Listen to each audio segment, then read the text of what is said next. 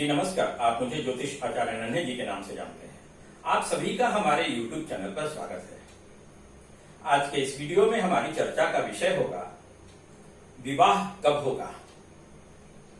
तो किसी भी ज्योतिष को सबसे ज्यादा जिन सवालों का सामना करना पड़ता है वह है कि विवाह कब होगा, विवाह का समय क्या होगा।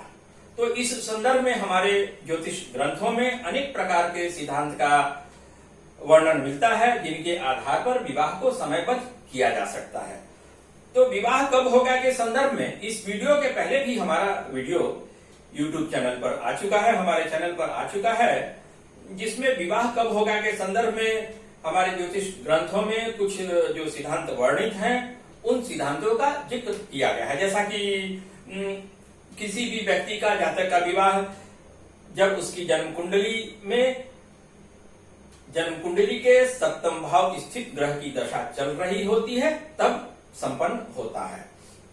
फिर एक सिद्धांत है कि किसी भी व्यक्ति का जातक का विवाह उसकी जन्म कुंडली के 7वें भाव पर दृष्टि डालने वाले, 7वें भाव को देखने वाले ग्रह की दशा में विवाह संपन्न होता है।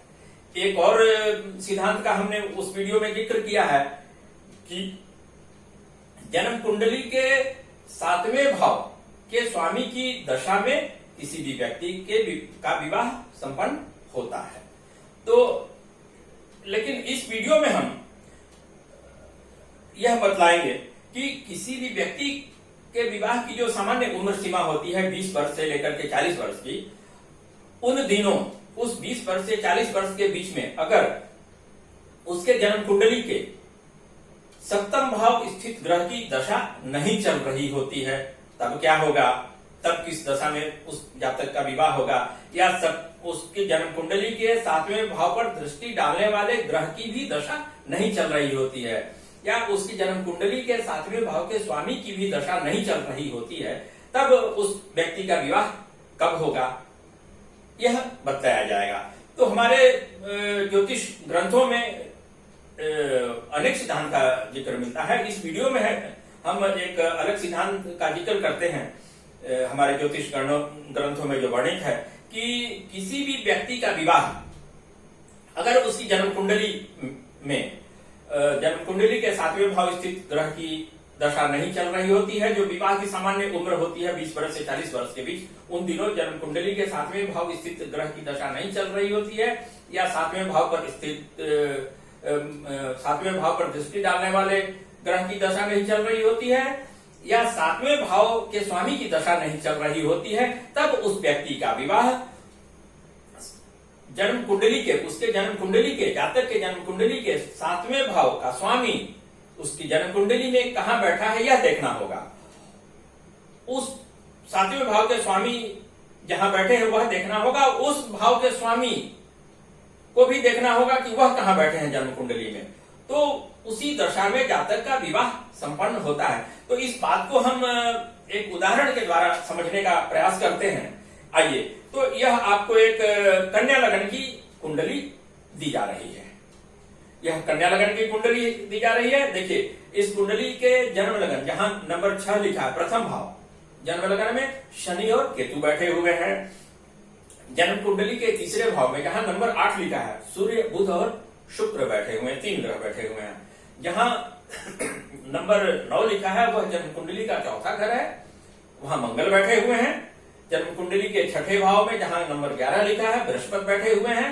जन्म कुंडली का 7वां भाव जहां नंबर 12 लिखा है, चंद्रमा और राहु बैठे हुए हैं। तो जन्म कुंडली के 7वें भाव से ही हम पति पत्नी का विवाह का विचार करते हैं। आइए अब समझिए कि जन्म कुंडली के 7वें भाव का स्वामी कौन है। इस जन्म कुंडली में 7वें भाव का स्वामी बृहस्पति है। जहां नंबर 12 लिखा है उस घर के स्वामी बृहस्पति हैं। बृहस्पति कहां बैठे हुए हैं, 6ठे भाव में जहां नंबर 11 लिखा है। उस 6ठे भाव के स्वामी नंबर 11 के स्वामी यानी कुंभ राशि हो जाती है, उसके स्वामी कौन हो जाते हैं, शनि हो जाते हैं। अब देखिए शनि कहां बैठे हुए हैं, प्रथम भाव में जहां नंबर 6 लिखा हुआ है, शनि और केतु बैठे हुए हैं। तो नंबर 6 का मतलब उस राशि, शनि जहां बैठे उस राशि के स्वामी कौन हो गए, बुध हो जाते हैं। वह कन्या राशि है, कन्या राशि के स्वामी बुध हो जाते हैं। तब अब देखिए, इस जातक का जन्म जो है शनि की महादशा में हुआ। इस जातक का जन्म शनि की महादशा में हुआ और इस व्यक्ति का विवाह इसकी उम्र के 23वें वर्ष में संपन्न हो गया, जब बुध ग्रह की महादशा चल रही थी और शनि ग्रह की अंतर्दशा चल रही थी। तो यह देखिए, 7वें भाव का स्वामी इस कुंडली में जहां नंबर 12 लिखा है, जहां चंद्रमा और राहु बैठे हुए हैं, उस घर का स्वामी वहीं से 7वें भाव से ही किसी भी व्यक्ति का के विवाह का, पति पत्नी का विचार किया जाता है। तो 7वें भाव का स्वामी कहां बैठे हैं? 6ठे भाव में, शनि के घर में। शनि कहां बैठे हैं?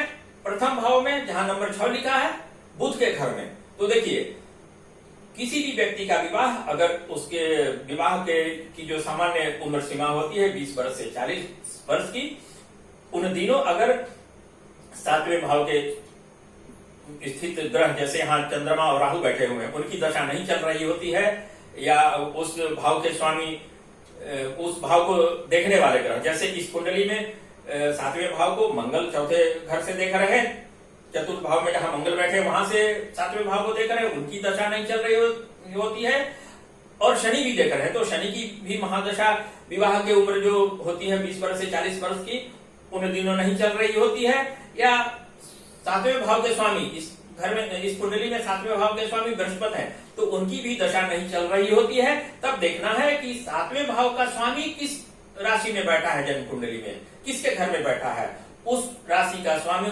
जो है वह कहां बैठा है, यह देखना होगा। तो यहां हमने देखा कि 7वें भाव का स्वामी बृहस्पति शनि के घर में बैठे हुए 6ठे भाव में, और शनि कहां बैठे हैं? बुध के घर में बैठे हुए प्रथम भाव में, कन्या राशि में। तो जो सामान्य उम्र सीमा होती है विवाह की 20 वर्ष से 40 वर्ष की, उन दिनों न बृहस्पति की दशा चल रही थी, और न मंगल की ही दशा चल रही थी, और न ही शनि की दशा चल रही थी, और न चंद्रमा और राहु की ही दशा चल रही थी। लेकिन जहां 7वें भाव का स्वामी बृहस्पति बैठा है, और वह शनि जहां बैठे हैं बुध के घर में, बुध की दशा चल रही थी 20 वर्ष से 40 वर्ष के उम्र के बीच में। तो बुध की महादशा और शनि की अंतर्दशा, बुध शनि के घर में बैठे हुए हैं, 7वें भाव का स्वामी बृहस्पति शनि के घर में बैठे हुए हैं, और शनि बुध के घर में बैठे हुए हैं। सॉरी, तो 7वें भाव का स्वामी बृहस्पति शनि के घर में बैठे हुए हैं, शनि जो है बुध के घर में बैठे हुए हैं। तो बुध की महादशा और शनि की अंतर्दशा में जातक का विवाह इसके 23वें वर्ष की उम्र में संपन्न हो गया। तो इस वीडियो में हमने देखा कि किसी भी जातक का विवाह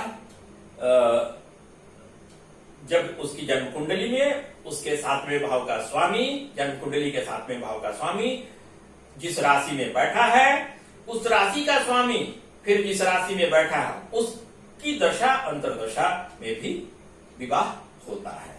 इस वीडियो में विवाह कब होगा, विवाह का समय क्या होगा, इस विषय पर इतना ही। फिर हम दूसरे वीडियो में दूसरे विषय पर बात करेंगे। धन्यवाद।